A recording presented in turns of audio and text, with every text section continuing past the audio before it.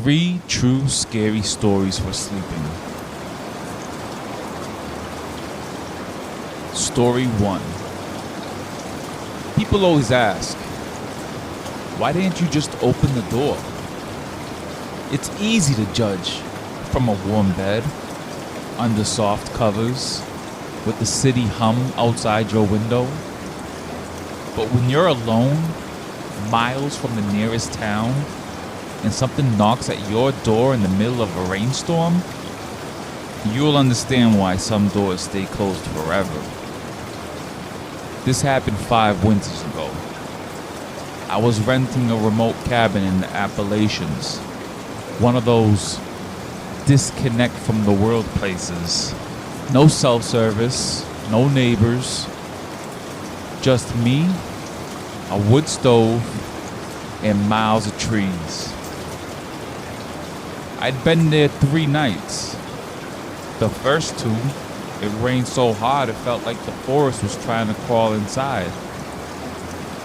I didn't mind. The patter on the roof helped me sleep. The 3rd night, the rain came back stronger. I had a single gas lantern burning on the kitchen table, throwing long shadows across the knotty pine walls. The wind pushed against the window glass like it was testing the hinges. I remember I just poured a whiskey. Cheap stuff, enough to dull the edges. I was reading an old collection of campfire stories when I heard it. Knock, knock. I froze. Nobody knew I was up here. Nobody except the rental office, and they were 2 towns over. I waited, thinking maybe it was just a tree branch. Then I heard it again, clearer. Knock, knock, knock. It wasn't frantic. It wasn't heavy. It was polite, like a child tapping on the neighbor's door asking to borrow sugar. I set my glass down and stepped toward the front door. The cabin has one of those heavy, old doors, solid oak, with a tiny glass window up top covered by a curtain. I peeked out through the side window first. Rain distorted everything into wavy shapes. Then, just at the edge of the porch light's glow, I saw them. 2 kids. Couldn't have been older than 12. A boy and a girl.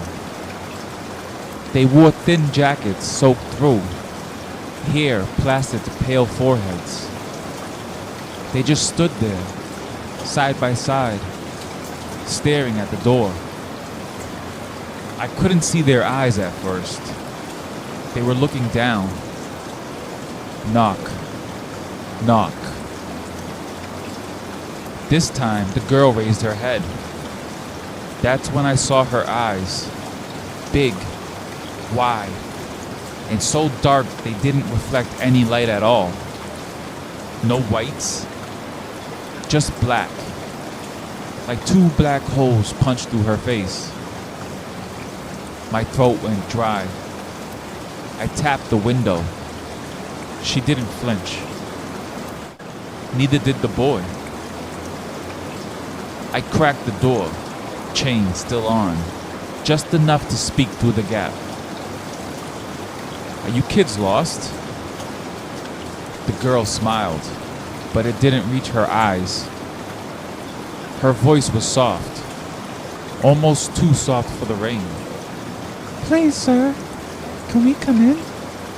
The boy lifted his face too. Same eyes, blacker than night, empty. I felt my fingers tighten on the knob. Where are your parents? I asked. They didn't answer that. It's so cold out here, the boy said. His tone was flat, like he'd memorized it. The girl nodded. We'll only stay a moment. We need to come in. Not can we.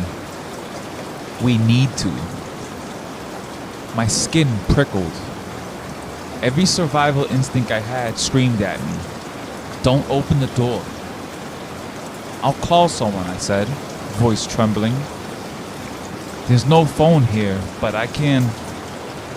The girl's smile faded. Let us in. Her words hit me like a gust of cold air. I felt a pressure in my chest. Like if I opened the door any wider, I'd be sucked right out of myself. I slammed it shut. The knock came again, harder this time. Knock, knock, knock. I backed away, tripping over a chair. They knocked for what felt like an hour. Sometimes polite, sometimes loud enough to rattle the windows. And then, silence. I didn't sleep that night. I sat in the kitchen chair, eyes on the door crack, lantern burning low. Every so often, I'd hear the porch creak, but when I peeked, it was empty. Just the rain. By dawn, the storm was gone. I stepped outside. Puddles pooled on the warped porch planks. At the top step, two small wet footprints, side by side. They didn't lead away, just stopped there. That afternoon, I drove into the nearest town, an old general store with a wood stove and a coffee pot that tasted like tar. I asked the owner, a man in his 70s, if he'd ever heard of kids knocking at people's doors out here. He didn't laugh. He just leaned in, voice low. Kept that door shut, didn't you? I nodded.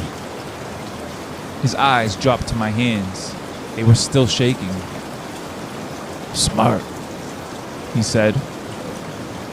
They don't come knocking for you. They come knocking for the next place they can call home. I asked what he meant. He just poured me another cup. Cabins, farmhouses, empty houses down dirt roads. You ever hear of black-eyed children, son? I told him no. He told me they've been here longer than any of us, always looking for a way in. He said, they'll ask polite, they'll smile, they'll promise they're lost, they're cold, they need your help. He leaned in so close I smelled the chewing tobacco. But once you open that door, they ain't the only ones coming in. I left the cabin that night and never went back. Sometimes I dream of that porch, the soft knock, the polite voices. I wake up and I swear I hear them at my door. So if you ever hear a knock at 2 a.m., polite, gentle, so soft you'd wonder if you imagined it, don't open the door. Story 2. Some people think horror lives in forests or graves or deep beneath old houses. They forget horror loves the cheap places too. The gas stations at midnight, the empty diners by the highway, the motels with buzzing neon signs and plastic keys that barely work. I'd been driving all night, halfway through a 900-mile haul that should have taken 2 days. But I was broke, behind on bills, and trying to outrun the last of my bad luck. The rain had been pounding the interstate for hours. My eyes were burning. I saw the sign, Sundown Motel, vacancy, weekly rates, and told myself I'd rest for just a few hours. The lobby was empty, save for an old woman half asleep behind a yellowed counter. She handed me a key without a word. Room 6, end of the row, beside a cracked soda machine that rattled every time the wind hit it. The room smelled like old cigarettes and wet carpet. But the bed was dry and the heater worked, so I called it a win.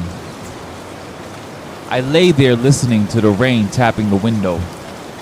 One working lamp threw a circle of dirty gold light across the peeling wallpaper. I dozed off thinking, one night, then back on the road. I don't know what time I woke up, but it was still dark. There was a sound. Not the rain, not the rattling Coke machine. A knock. Knock, knock. It was so soft I thought I dreamed it. I turned into my side, pulled the scratchy blanket up, and closed my eyes. Knock, knock. Louder this time, unmistakable. Someone was at my door. I sat up. My brain flipped through all the reasons someone would knock at a motel door at 3 a.m., and none of them were good. I padded to the door in my socks. There was a peephole. It was cracked but still usable. I pressed my eye to it. A kid stood on the walkway outside. Small, hood up, shoulders hunched, soaked through. I could see the water dripping off his sleeves. He looked maybe 12. I opened the latch, but didn't undo the chain. Hey kid, you lost? He didn't look up at first.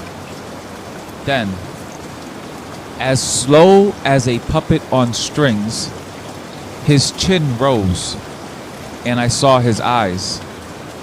Big, all black, no whites. Like the rain had punched holes right through his skull. His lips moved. I heard him say it, but the voice didn't come from outside the door. It was in my head. Please, let me in. I'm so cold. My throat went dry. Where are your parents? The boy didn't blink.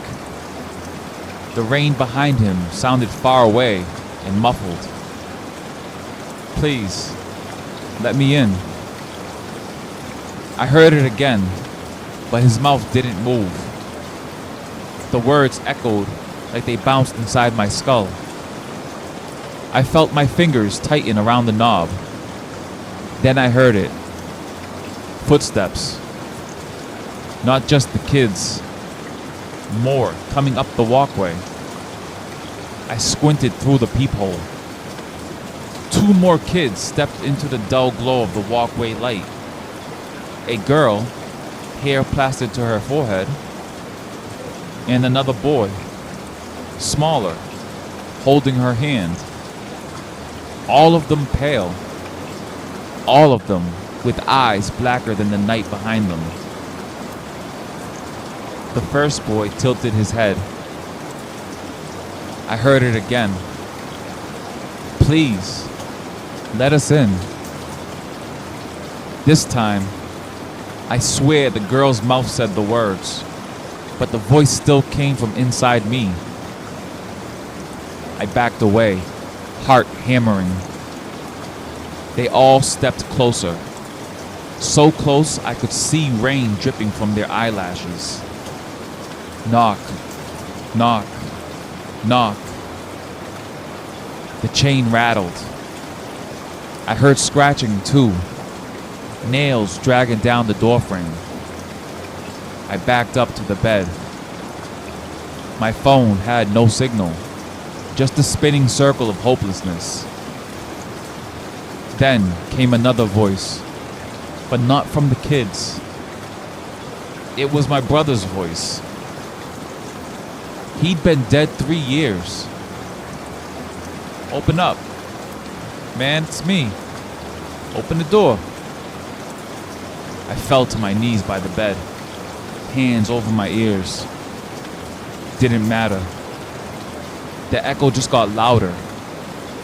Through the peephole, I saw the first boy tilt his head the other way.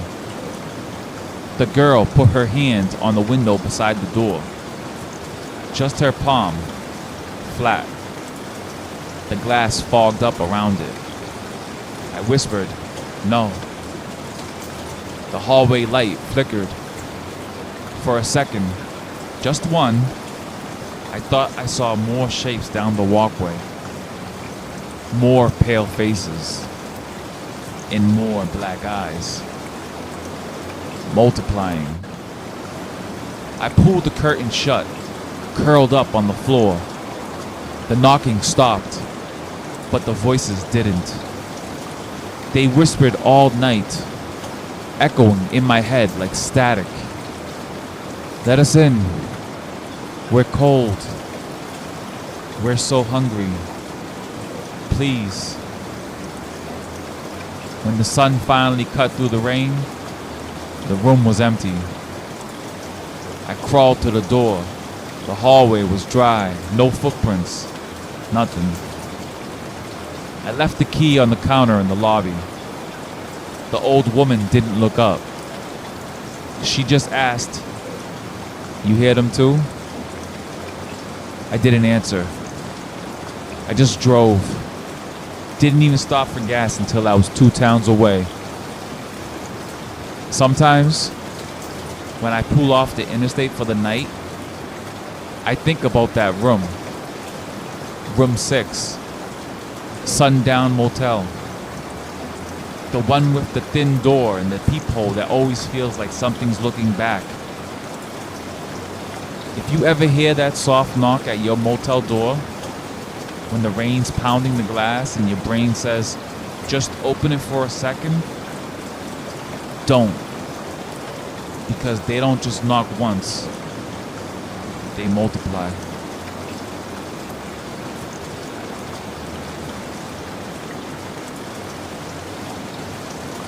Story 3. I used to think storms were just weather. Wind, rain, a reason to light candles and tell ghost stories. I don't think that anymore. This happened last October, during the worst thunderstorm we'd had in years.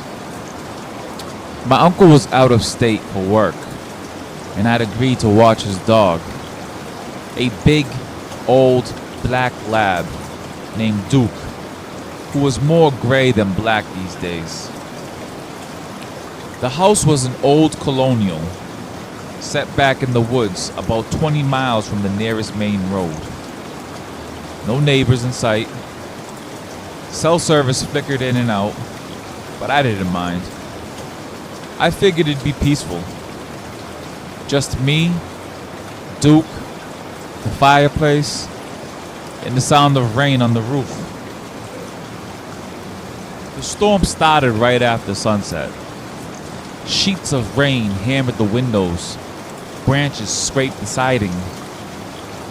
The lights flickered once, then twice. Then everything went black. I found a box of old candles in the kitchen. I lit 3 and set them on the coffee table. Duke lay at my feet, his tail thumping every so often when thunder shook the windows. I don't know how long I sat there. The clock on the wall had died with the power. I must have dozed off because Duke's low growl snapped me awake. He was sitting up now, ears pricked, head tilted toward the front of the house. The storm still roared outside, rain lashing the porch, wind howling down the chimney. Then I heard it, a knock. Soft, careful, almost polite. Like whoever was out there didn't want to wake the whole house.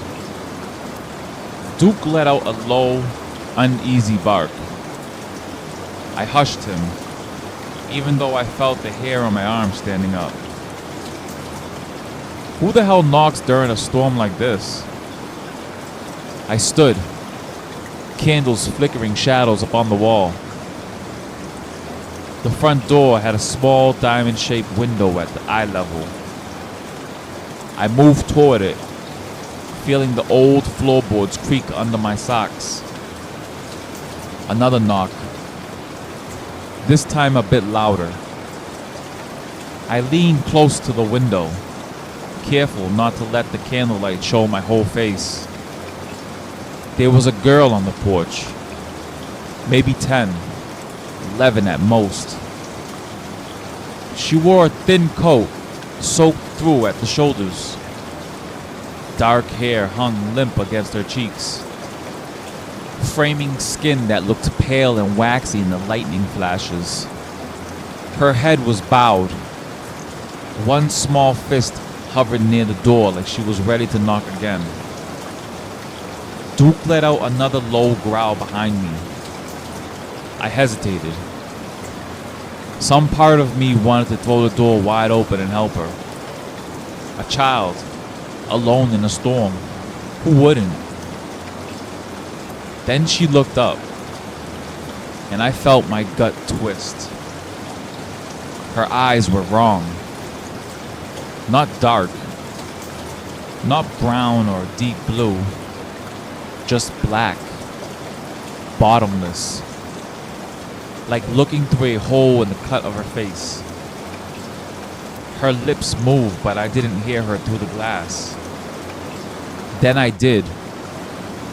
A whisper that didn't come through the door, but slid straight into my ears. Please, I need to come inside. I stumbled back. My shoulder bumped the coat rack. Duke stood now, tail stiff, teeth bared. Another knock, lighter, from the side of the house. I turned toward the living room window. A second face peered in through the rain-streaked glass.